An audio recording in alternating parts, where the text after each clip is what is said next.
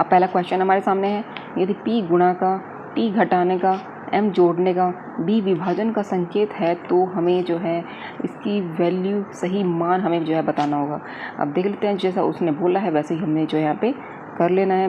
12 है, 6 है और 15 और 16 और इधर से 4। क्या कह रहा है, b जो है गुणा का है, ये गुणा हो गई, m जोड़ने का है, m का मतलब यहाँ पे जोड़ना है और t का मतलब घटाना है और d का मतलब विभाजन है। ठीक है, ये हो जाएगा 72 प्लस 15 माइनस के 4 से इसे काट देंगे, 4 चौक 16, 15 और 4 ये हो जाएगा 11। तो 72 प्लस 11 मतलब कि 83 आपको किस ऑप्शन में दिखाई दे रहा है, ऑप्शन सी में दिखाई दे रहा है। तो ऑप्शन सी हमारे यहाँ पे क्या है, करेक्ट आंसर। उम्मीद करूँ आपको चाहिए क्लियर हुआ होगा। चलते हैं नेक्स्ट क्वेश्चन की तरफ। अनइक्विवोकल, यहाँ पे हमें देखना है कि कौन सा जो है इससे नहीं बनाया जा सकता। ठीक है, तो ऑप्शन में कौन सा नहीं बनाया जा सकता वो आपको चेक करना पड़ेगा। अब देखो, इक्वल EQU यहाँ से निकल जाता है, AL यहाँ से निकल जाता है, तो इसका मतलब पहला तो बन सकता है। ठीक है, इसी तरीके से वोकल भी है, यहाँ से बन सकता है।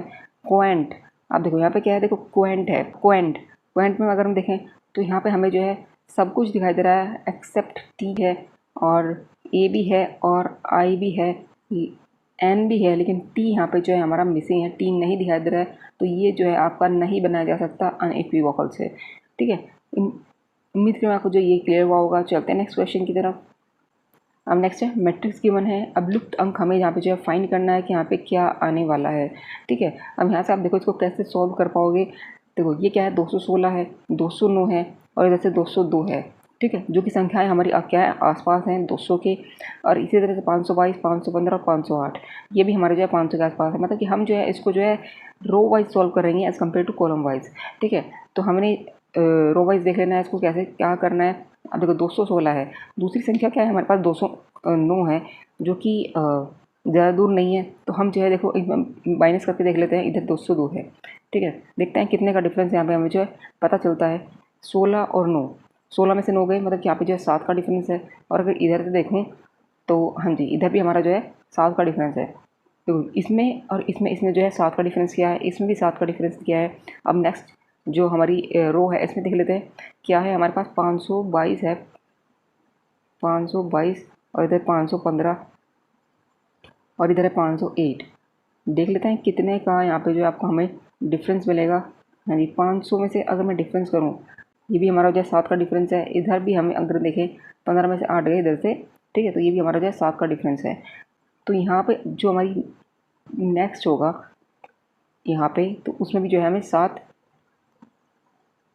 माइनस करके जो है वैल्यू को फाइंड कर लेना होगा। ठीक है, तो हम डायरेक्टली हम जो है कर सकते हैं, या तो आप पूरा कर लीजिए। देखा है 633 माइनस, अगर मैं 7 करूँगी तो क्या मेरा 626 निकलता है। हाँ जी, 626 निकलता है।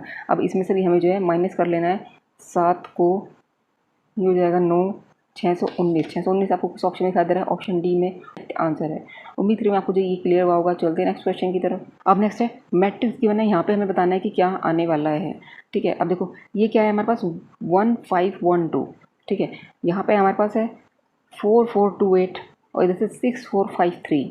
देखो दो तरीके हैं, इसको आप देखो, आप जो है ऑप्शन के थ्रू कर सकते हैं। ठीक है, अपनी खुद की ट्रिक लगा कर।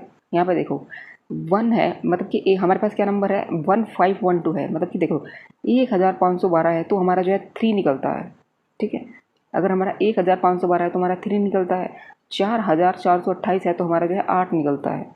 ठीक है, ये होगा तो हमारा जो है क्या निकलने वाला है। देखो ऑप्शन के थ्रू अगर आप कर रहे हो तो आपको देखने से पता चल भी रहा होगा कि यहाँ पे क्या आ सकता है।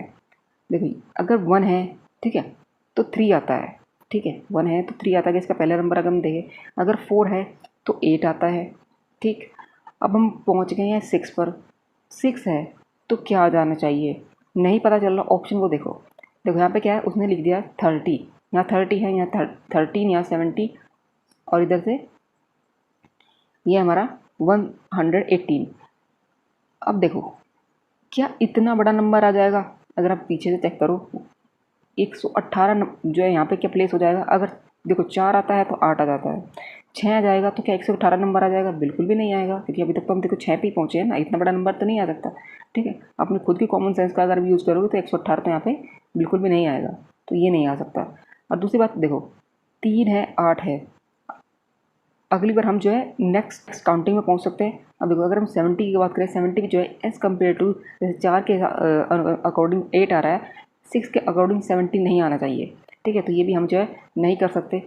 हाँ 13, देखो 13 अगर हम देखें, देखो 1 के अनुसार 3, 4 के अनुसार 8, 6 के अनुसार अगर हम देखें नेक्स्ट जो हमारी काउंटिंग है, ठीक है 11, उसमें हम जो है पहुंच सकते हैं।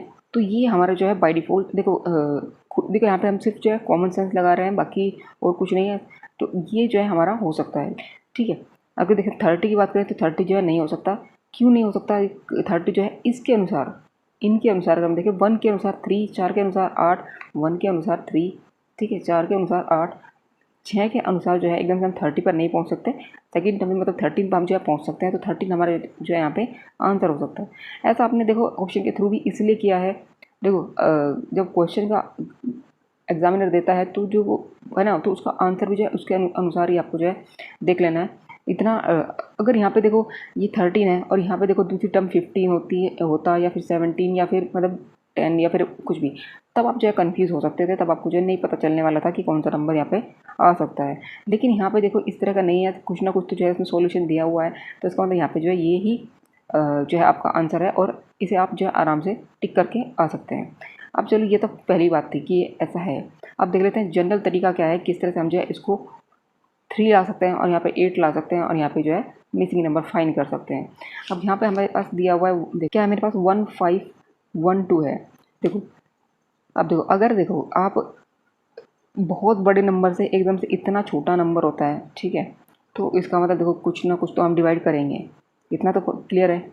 अब जब 1512 है, देखो अगर आप इसे देखो ऐड करो इसकी संख्याओं को, देखो ये जो है आपका माइंड हिट कर सकता है। अगर आप पूरे को ऐड कर रहे हो इसकी संख्याओं को, मतलब कि क्या कर रहे हो 1512 को यहाँ पे देखो 1 + 5 प्लस सॉरी 1 + 2 कर रहे हो, तो इसका मतलब यहाँ पे देखो क्या हो जाएगा हमारे पास 6 और इधर से 3, ये हो जाएगा 9 और यहाँ पे क्या है 3 है, ठीक है। चलो हम ये मान सकते हैं कि हम जो है 3 से ऐसे डिवाइड करेंगे तो हमारा जो है 3 आ जाता है, ठीक है। चलो अगर हम देखते हैं नेक्स्ट में भी क्या ये फॉलो होता है या नहीं होता है। अगर नहीं होता है तो जो हमने माना है वो बिल्कुल रॉन्ग है। 4 + 4 प्लस सॉरी 2 + 8, ठीक है। अब ये क्या है 4 4 8 2 10 और 18, ठीक है 18 से 8, अब नीचे है 8। अगर यहाँ पे 16 होता तो हम जो है मान सकते थे, लेकिन यहाँ पे 16 नहीं बन पाया है इनकी संख्याओं के जोड़ के अनुसार। यहाँ पे बना है 18। अब देखो इसे हम जो है इसे डिवाइड नहीं कर सकते, तो हमने जो पहले माना है प्लस करने वाला, तो वो तो हमारा जो है नहीं चलेगा। अब कुछ और सोच लेते हैं। देखो क्या है हमारे पास 1512 है, ठीक है। तो 15 का अगर हम और इधर से 12 है, ठीक है। अगर मैं इन दोनों को जोड़ दूँ, इन दोनों को चलो हम जोड़ लेते हैं, ये हो जाएगा हमारे पास 27 और नीचे क्या है मेरे पास 3 है, ठीक है। अब देखो अगर आप इस 3 से डिवाइड करो, आपको नहीं पता चल रहा कि किस से हमेशा डिवाइड करना चाहिए कि 3 आ जाए, तो आप 3 से डिवाइड करके देख लो, ठीक है।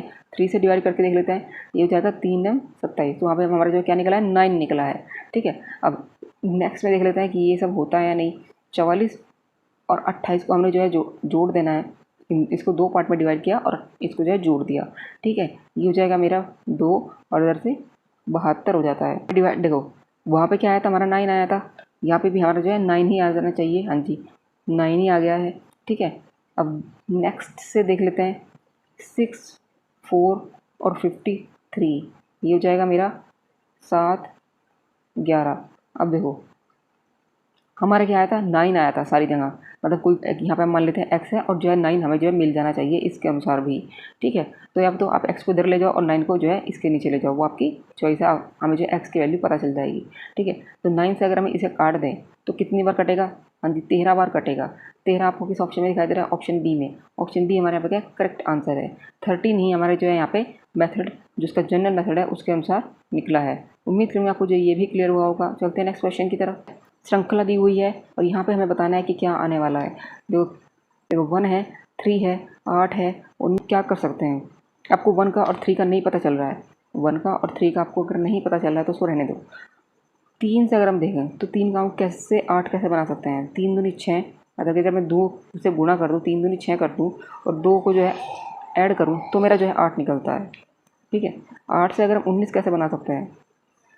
ठीक है, 8 दूनी 16 कर दूँ और इधर से मैं क्या कर दूँ 3 को ऐड कर दूँ तो मेरा जो है 19 निकल जाता है। 19 दूनी 38, ठीक है, 2 से गुणा कर रहे हैं और हम क्या कर रहे हैं 4 को ऐड कर देंगे तो मेरा जो है 42 निकल जाएगा। अगली टर्म हमारी क्या होने वाली है इसके अनुसार, ठीक है, क्या हो जाना चाहिए हमारे पास, गुना 2 करेंगे और हमें जो है 5 को ऐड कर देना है।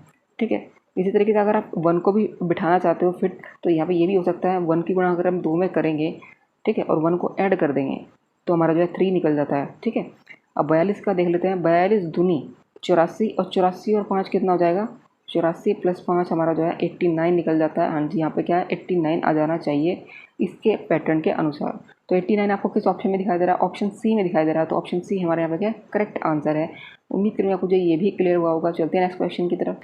102, 101, 98, 93, 86, 74, 66, 53 की श्रृंखला में गलत संख्या हमें बतानी है कि कौन सी संख्या यहाँ पे गलत है। अब क्या है देख लेते हैं इसको। 102 है, 101 है, 98 है, 93 है। तो यहाँ पे हमें देखना है कि कौन सी संख्या गलत है। तो चल भी रहा होगा जो संख्याएं हैं वो क्या है, काफ़ी दूर नहीं है। ठीक है, ज़्यादा दूर नहीं है तो इसका मतलब हम जो है डिफरेंस फाइंड करके यहाँ पे इसको देखेंगे। ठीक है, अब यहाँ पे देखो कितने का डिफरेंस है, बैकवर्ड जा रहे हैं। ठीक है, कम होती जा रही है संख्या है तो इसका मतलब हम जो है माइनस करेंगे, मतलब 1 का डिफरेंस है। इसे इधर से देखें तो यहाँ पे देखो 101 और 98, यहाँ पे देखो 3 का डिफरेंस है। इधर से अगर हम देखें 8 और 3 मतलब कि हमारे यहाँ पे 5 का डिफरेंस है। इधर से अगर देखें तो यहाँ पे हमारे पास 7 का डिफरेंस है। ठीक है, इधर से अगर देखें तो डिफरेंस है, तो अगली बार हमारा जो है 9 का डिफरेंस हो जाना चाहिए और 12 का डिफरेंस है यहाँ पे, जो कि हमारा 9 का डिफरेंस हो जाना चाहिए। तो उसका मतलब हमारी जो देखो 7 का डिफरेंस आ गया है तो उसका मतलब 7 हमने डिफरेंस कैसे निकल आया है, इसको और इसको लेकर आए हैं, 7 का डिफरेंस आया है, बिल्कुल सही है। तो उसका मतलब ये वाली जो संख्या है हमारी 86 है तो बिल्कुल सही है। ठीक है, अगले वाली संख्या ही हमारी जो है रॉन्ग है। ठीक है, जो कि 9 का डिफरेंस हो जाना चाहिए था यहाँ पे। ठीक है, 9 का डिफरेंस होने के बाद हमारे ये जो संख्याएँ होगी जो क्या होनी चाहिए, 9 का डिफरेंस होने के बाद संख्या को हो जाना चाहिए 77।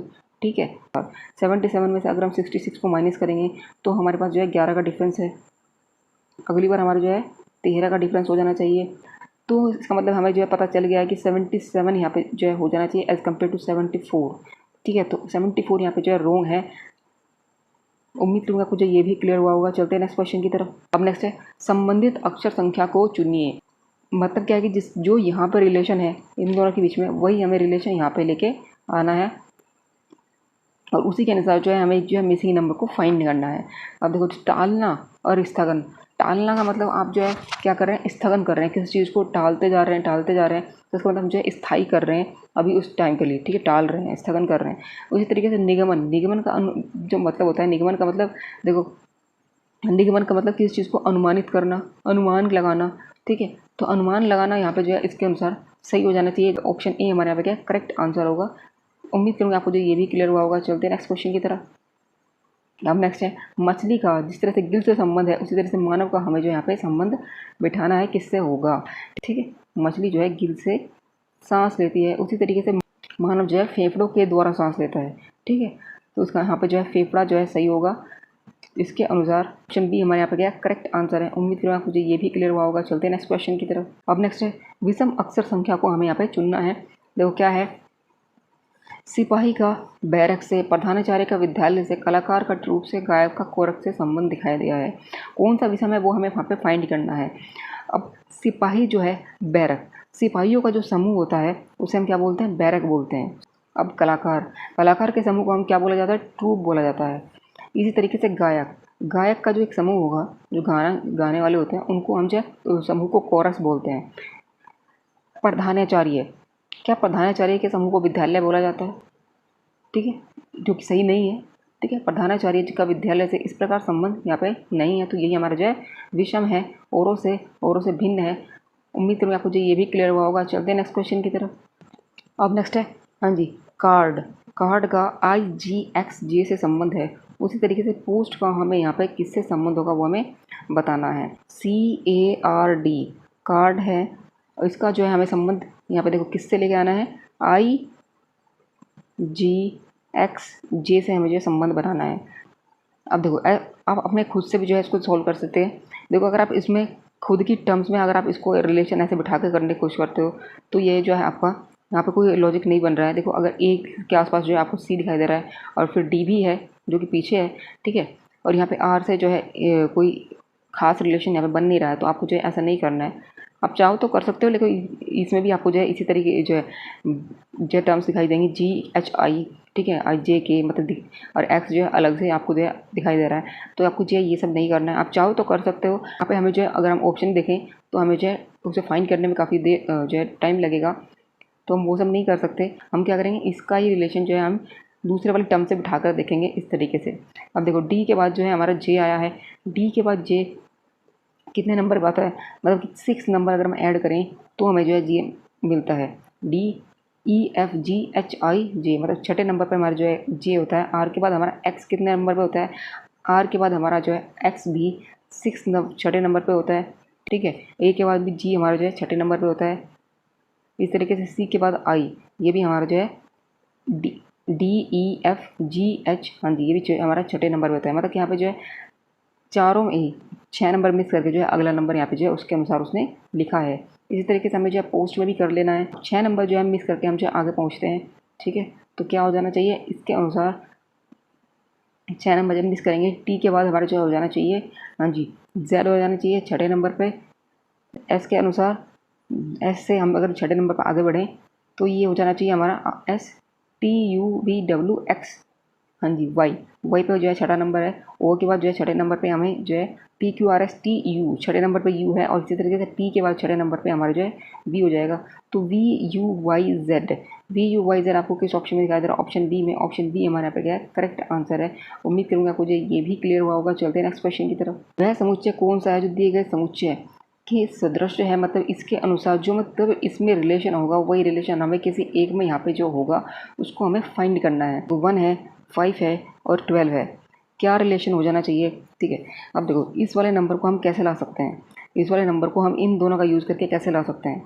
12, अगर मैं 1 और 5 को इन दोनों को जोड़ दूँ तो ये हो जाएगा 6 और गुणा कर दूँ 2 तो 12। इसी तरीके से हमें जो है रिलेशन फाइंड करना है किसी और समुच्चय में यहाँ पे होगा, कौन है वो देख लेते हैं। देखो क्या 7 और 11 करके अगर हम देखें, 7 और 11 का जोड़ कर दें और गुणा 2 कर दूँ तो क्या 35 हो जाना चाहिए। ये हो जाएगा 7 और 1 8, 18 और 18 दूनी जो है हमारा 36 होता है। तो ये तो हमारा जो है यहाँ पे नहीं है। 4 और 8 का देख लेते हैं, 8 और 4 12, 12 की गुणा करते हैं 2 में, ये हो जाएगा 24, हाँ जी, यही हमारा जो है आंसर है। उम्मीद करूँगा आपको जो ये भी क्लियर हुआ होगा। अगर आपको देखना है और से अगर आप चेक करना चाहते हैं तो आपकी चॉइस है। देखो 14 और 10 को अगर आप जोड़ोगे तो ये हो जाएगा 24, ठीक है। गुणा करोगे 2 से तो हो जाना चाहिए 48, यहाँ पे क्या है 44, नहीं है।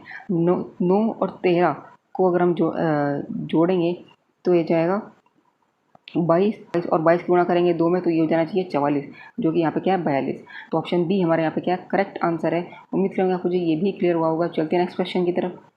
अब नेक्स्ट है, एक पिता तथा उसके पुत्र की आयु का अनुपात दिया 22 वर्ष है। उनकी आयु का अनुपात जो है 10:1 है। तदनुसार पुत्र की आयु कितनी है ये हमें फाइंड करनी है। अब देखो पुत्र है और पिता है, 2 लोग हैं, उनकी आयु का अनुपात जो है 10 और 1 है। तो यहाँ पे हम जो है पिता और पुत्र की आयु को हम मान सकते हैं। देखो पिता क्या है हमारे पास 10 होगा, x होगा, अगर हमें अनुपात से अलग करना है हम x मान लेते हैं। पुत्र क्या होगा हमारे पास, ठीक है, 1 × x होगा, मतलब डायरेक्टली आप इसको x भी लिख सकते हैं, ठीक है। तो हम इसको x ही लिख लेते हैं। फिर क्या करा है देखो हमने यहाँ से जो है उसकी आयु निकाल ली इसके अनुसार। फिर क्या करा है कि पिता और उसके पुत्र की औसत आयु, औसत का मतलब इन दोनों का जोड़ कर दूं मैं, इन दोनों का कर दे जोड़ और डिवाइड कर दे किससे, 2 से, तो हो जाना चाहिए क्या 22, ठीक है। ये पहली कंडीशन के अनुसार है। अब यहाँ से देख लेते हैं 11x जो है 22 दूनी 44 है, ठीक है। तो यहाँ से जो है 4 बार x की वैल्यू जो है हमें 4 निकल जाती है। x कौन है, x को आपको पता चल भी गया होगा कि x कौन है, पुत्र है, हाँ जी। x हमारा जो है निकल चुका है जो कि 4 है, जो कि हमने माना था। तो पुत्र की आयु कितनी है, 4 वर्ष है। ऑप्शन बी हमारे यहाँ पे क्या करेक्ट आंसर है। उम्मीद करूँ आपको जो ये भी क्लियर हुआ होगा। चलते हैं नेक्स्ट क्वेश्चन की तरफ। हाँ जी, तो हमें यहाँ पे जो फाइंड करना है क्या है और किस तरीके से ये जो है हमें देख लेना है। देखो क्या दिखाई दे रहा है आपको यहाँ पे ELFA GLHA ILJA, देखो क्या है ELFA। अब देखो क्या आपको यहाँ पे एक चीज़ कॉमन दिखाई दे रही है, LA। अगली बार भी हमारे क्या है LA, तो इस पर आपको जो है ध्यान नहीं देना है, ठीक है। हम क्या कर रहे हैं, देखो ई के बाद क्या है एफ़ पे पहुंचते हैं, एफ़ के बाद हम जो है जी पे पहुंचते हैं, जी के बाद हम एच पे, एच के बाद आई पे, आई के बाद जे पे, और जे के बाद जो है हमें यहाँ पे मिसिंग नंबर है, ठीक है, उसके ऊपर हमें पहुंचकर अपने नंबर को फाइंड कर लेना है। के हो जाना चाहिए, ठीक है, के हो जाना चाहिए। फिर एल आ जाएगा जो कि सेम चल रहा है सब में, के एल के बाद जो है, हाँ जी, अगला नंबर, के से अगला नंबर कौन है, एल होता है, एल हो जाएगा। और ए हमारा जो है साथ में चल ही रहा है, एल और ए देखो दूसरे चौथे नंबर पे जो है चल रहे हैं, इनको तो आपको देखना नहीं है, ठीक है। आई के बाद जे आता है यहाँ पे, जे के बाद के आ चुका है, के बाद एल, एल आ चुका है, एल के बाद जो है एम यहाँ पे आ चुका है, एम के बाद जो है एन आ चुका है। तो इसका मतलब के डबल एल ए आपको किस ऑप्शन में दिखाई दे रहा है, वही हमारा जो है आंसर होगा। के डबल एल ए आपको ऑप्शन डी में दिखाई दे रहा है, तो ऑप्शन डी हमारे यहाँ पे करेक्ट आंसर है। उम्मीद करूँगा आपको ये भी क्लियर हुआ होगा। चलते हैं नेक्स्ट क्वेश्चन की तरफ। अब नेक्स्ट है, कथन दिया हुआ है, जल का कोई आकार नहीं होता, आयतन होता है, ठीक है। ज्ञान जल के समान होता है, जैसा जल होता है ज्ञान जो है उसी के अनुसार होता है, जो एक पक्ष से दूसरे पक्ष तक बहता है, ठीक है। बिल्कुल जल के अनुसार ही हमारा जो है ज्ञान होता है, सही बात है। निष्कर्ष हम देख लेते हैं। निष्कर्ष क्या है, ज्ञान अंतर अनुशासनिक है। अंतर अनुशासनिक मतलब कि जिस जल के अनुसार ही जो है उसकी प्रवृत्ति को यहाँ पे जो है बताता है। जल के अंतर अनुशासनिक है, जिस तरह से जो है जल का प्रभाव होता है उसी तरीके से ज्ञान का भी जो है प्रभाव होता है। तो यहाँ पे ये जो है हमारा सही है। सेकंड देख लेते हैं, ज्ञान एक निश्चित क्षेत्र तक सीमित होता है। ज्ञान देखो ना ही तो इसमें कथन में ऐसा बोला है, और एक्चुअल में भी जो है ज्ञान एक निश्चित क्षेत्र तक सीमित नहीं होता है। तो यहाँ पे जो है ये रॉन्ग है, ठीक है। और कथन के अनुसार भी जैसे कि वो बोल रहा है ज्ञान जो है जल के समान होता है, ठीक है, एक पक्ष से दूसरे पक्ष तक बहता है, तो निश्चित क्षेत्र तक जो है सीमित नहीं हो सकता। तो ये थर्ड अगर हम देखें, ज्ञान जो है प्रत्यक्ष मानसिक कार्यकलाप के मर्म को प्रभावित करता है। प्रत्यक्षतः मानसिक कार्यकलाप जो मतलब जो हम जो मर्म को प्रभावित करता है, प्रत्यक्षतः मतलब जो हमारी मानसिक स्थिति होती है उसके जो अनुसार हम कार्य करते हैं उसके मर्म को प्रभावित करता है, बस उसी के मर्म को प्रभावित करता है, बाकी और किसी को नहीं प्रभावित करता। तो यहाँ पे ये जो है नहीं है, ऑप्शन ए ही हमारे यहाँ पे जो है इसके अनुसार है। अंतर अनुशासनिक होता है, मतलब कि कुछ भी जो है कि जैसा चाहे जो भी चाहे हम जो है ज्ञान से कर सकते हैं जहाँ चाहे, ठीक है। तो यहाँ पे ऑप्शन ए हमारे यहाँ पे क्या है, करेक्ट आंसर है। उम्मीद करूँगा मुझे ये भी क्लियर हुआ होगा। चलते हैं नेक्स्ट क्वेश्चन की तरफ। यदि दिए गए ब्लॉकों में यदि 10 तली पर है तो शीर्ष पर कौन सी संख्या होगी, ठीक है। ये हमें फाइंड करना है, मतलब उसके विपरीत कौन सी संख्या होगी, शीर्ष पर कौन सी संख्या होगी अगर 10 तली पर है, ठीक है। अब जिस तरीका का उसने जो है ब्लॉक दिया हुआ है उसको आपको देखना है, ठीक है। यहाँ पे क्या है, मतलब एक बहुत बड़ा पार्ट जो है ऊपर है, मतलब ये 2 तली होंगी जिस पर ये जो है बड़े वाला हिस्सा 2 तली पर आएगा, बाकी जो है छोटे 4 हिस्से जो है आएंगे। अब यहाँ पे देखो 2 है, 4 है, 6 है और 8 है। आपको देखने से पता चल भी रहा होगा, एक साइड क्या है 2 आएगा, 2 अंतर करके जो है उसने जो है फिर दोबारा से इसमें 4 लिखा है। पीछे वाला जो होगा 2 का अंतर करके यहाँ पे जो है 6 आ जाना चाहिए। यहाँ पे जो है 2 का अंतर करके मतलब आगे बढ़ेंगे तो यहाँ पर 8 आ जाना चाहिए इस वाले फलक पर, ये इस वाले फलक पर। अब देखो 10 और 12 वाली स्थिति हमारी बचती है। अगर ऊपर 10 है तो 12 कहाँ जाएगा, 12 जो है नीचे आ जाएगा। तो अगर 10 तली पर है तो शीर्ष पर कौन सी संख्या होगी, मतलब कि अगर इसे हम तली कर दें तो ऊपर जो है 12 ही होगा, या फिर अगर 12 को तली कर रहे हैं वो आपकी मर्जी है तो शीर्ष पर 10 होगा, ठीक है। लेकिन उसमें क्या 10 को तली माना है तो 12 को जो है आपको शीर्ष मानना होगा, तो शीर्ष पर कौन होगा, 12 होगा। उम्मीद करूँगा मुझे ये भी क्लियर हुआ होगा। चलते हैं नेक्स्ट क्वेश्चन की तरफ। अब नेक्स्ट है, निम्न में से कौन सी उत्तर आकृति यहाँ पे दी गई है जो प्रश्न आकृति को पूर्ण कर पाएगी। हाँ जी, हमारे पास क्या है, प्रश्न आकृति दी हुई है, प्रश्न आकृति है, इसको जो है पूरा कर लेना है। उत्तर आकृति यहाँ पे जो है गिवन है, कौन सी उत्तर आकृति जो है यहाँ पे आकर फिट होगी ये हमें जो है देखना है। अब यहाँ से अगर हम देखें तो ये जो है ये वाला हिस्सा जो है जहाँ पे इसका जुड़ जाएगा, इसमें ये वाली लाइन जुड़ जाएगी, ये वाला हिस्सा जुड़ जाएगा, और ये वाला जो पार्ट है वो ऐसे आकर जाए तो यहाँ पे ये वाला डॉट जो है आपको मिल जाएगा। तो ऐसा आपको किस ऑप्शन में दिखाई दे रहा है, बाय डिफ़ॉल्ट भी आपको पता चली जाएगा तो ऑप्शन बी ही हमारे यहाँ पे जो है इसके अनुसार है। ऑप्शन बी यहाँ पे जो है आपके फिट हो जाने चाहिए इसके अनुसार, और ये जो है इस उत्तर आकृति को पूरा करेगा। उम्मीद करूँगा आपको जो ये भी क्लियर हुआ होगा। चलते हैं इस क्वेश्चन की तरफ। अब नेक्स्ट है, निम्न आकृतियों में पेन, पेंसिल और स्टेशनरी, हाँ जी, 3 चीज़ों की हमें जो आकृति बनानी है और उनके बीच में जो है संबंध को सही ढंग से जो है चित्रित कर देना है। अब पेन, पेंसिल और स्टेशनरी, सभी को पता होता है स्टेशनरी, स्टेशनरी के अंदर ही जो है पेंसिल का, पेन पेंसिल में जो सामान होता है, सारी बुक्स वगैरह जो रिलेटेड जो सामान होता है वो सब स्टेशनरी के अंदर आता है, ठीक है। तो पेन और पेंसिल देखो किस तरह से जो है इसके अंदर आएंगी, तो क्या स्टेशनरी ये जो है हमारे पास, ये इसका डायग्राम ऐसे बना देगी, पेन को जो है स्टेशनरी के अंदर आता है, पेंसिल भी जो है स्टेशनरी के अंदर आती है, लेकिन पेंसिल जो है पेन से अलग होती है। तो यहाँ पे जो है इसका डायग्राम जो है हम अलग बनाएंगे। तो ऐसा आपको कुछ ऑप्शन दिखाई दे रहा है, ऑप्शन सी में दिखाई दे रहा है। तो ऑप्शन सी हमारे यहाँ पे क्या है, करेक्ट है। मतलब ये अगर पेन है, ये पेंसिल है, और ये जो है हमारे दोनों के दोनों क्या है, स्टेशनरी का हिस्सा है। उम्मीद करूँगी आपको जो ये भी क्लियर हुआ होगा। चलते हैं नेक्स्ट क्वेश्चन की तरफ। ये वाली जो 4 लाइनें हैं इसकी बाहर वाली, ये आपको कहाँ से निकाली जा सकती है? बाहर वाली आपको देखना है। अब देखो ये वाली जो बाहर वाली जो इसकी 4 लाइनें हैं, ये वाली आप कहाँ से निकाल सकते हैं? कहाँ से निकल सकती हैं? देखो यहाँ पे देखो, ये वाली 4 लाइनें अगर हम इसमें देखें, इन 4 लाइनें से हम जो है इसका भारी हिस्सा बना सकते हैं। ठीक है, अंदर की 4 लाइनें हम कहाँ से लेकर आएंगे? अंदर की 4 लाइनें को अगर हम देखें तो ये हमारी जो है यहाँ से निकल सकती है। ठीक है, इन चारों से हम जो बना सकते हैं। अब अगर हम इन चारों लाइनों की बात करें, ये कहाँ से आ जाएंगी? ये देखो ये वाली 4 लाइनें हमें जो यहाँ पे दिखाई दे रही हैं, इनसे हम जो है इस वाली 4 लाइनें हम बना सकते हैं। और अंदर का जो सर्कल है, डॉट है, वो हम यहाँ से दिया हुआ है। तो इसका मतलब कि हम जो है ऑप्शन आकृति ए है जो पूरा कर पाती है। ठीक है, प्रश्न आकृति को अगर आप किसी और से देखना चाहते हैं तो आपकी चॉइस है वो। ठीक है, 4 लाइनें अगर हम इसकी ये वाली बाहर वाली मान लेते हैं कि ये जो है आपको मिल जाती है, ये वाली आपको जो है अंदर वाली मिल जाते हैं, लेकिन क्या ये वाली 4 आपकी पूरी हो पाएंगी? इसके अनुसार यहाँ पे सिर्फ 2 हैं, तो ये जो नहीं पूरी हो पाएंगी। इसी तरीके से यहाँ पे जो है 2 डॉट हैं, तो ये भी जो है रॉन्ग है। इसी तरीके से अगर हम इसको देखें तो यहाँ पे भी जो है कोई हम आकृति नहीं बना पा रहे हैं। ठीक है, यहाँ पे देखो 2 ही जो है और बाकी जो है 2 यहाँ पे मिसिंग है, तो ये भी हम जो है नहीं कर पाएंगे। तो ऑप्शन ए हमारा यहाँ पे क्या करेक्ट आंसर होगा, जिससे कि हम जो है इस तरह का प्रश्न आकृति को बना सकते हैं। उम्मीद करूँगा आपको जो ये भी क्लियर हुआ होगा। चलते हैं नेक्स्ट क्वेश्चन की तरफ।